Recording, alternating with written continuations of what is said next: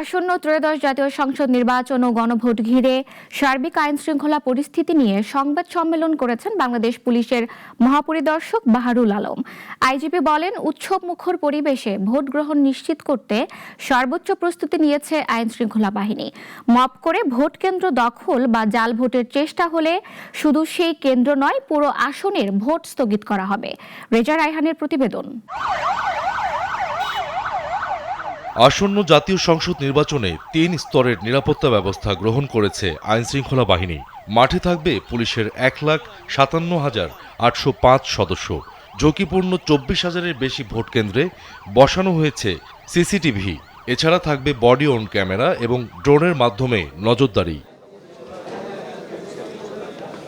নির্বাচন ও গণভোট সামনে রেখে সার্বিক আইনশৃঙ্খলা পরিস্থিতি নিয়ে সংবাদ সম্মেলনে আইজিপি বলেন, যে কোনো পরিস্থিতি মোকাবেলায় ভ্রাম্যমাণ ও স্ট্রাইকিং ফোর্স প্রস্তুত থাকবে।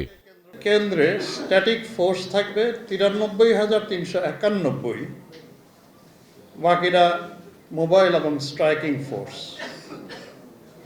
এর বাইরেও ইলেকশনে অন্যান্য সাপোর্ট বা সহায়তার জন্য আমাদের ২৯,৭৯৮ জনবল নিয়োজিত থাকবে থানায় থেকে বিভিন্ন ধরনের সহায়তার জন্য। জঙ্গি হামলার আশঙ্কা পুরোপুরি উড়িয়ে না দিলেও আইজিপি জানান, কেরানীগঞ্জের ঘটনার পর সারা দেশে তাদের নেটওয়ার্ক ভেঙে দেওয়া হয়েছে। ইলেকশনে আমরা দেখেছি মাঝে মাঝে যে ওরা স্টর্মিং করে ঢুকে পড়ে ভোট কেন্দ্রে সিল মারে। এটাকে যদি মব বলেন, এটা চিরকালই ছিল, আজকে নতুন না। কিন্তু এইবার not a single incident it happen. আমরা যেটা ইলেকশন কমিশন বলেছে, যদি করে আমি ভোট কেন্দ্র বন্ধ করে দেবো, একটা কেন্দ্র বন্ধের জন্য আসনই বন্ধ করে দেবো।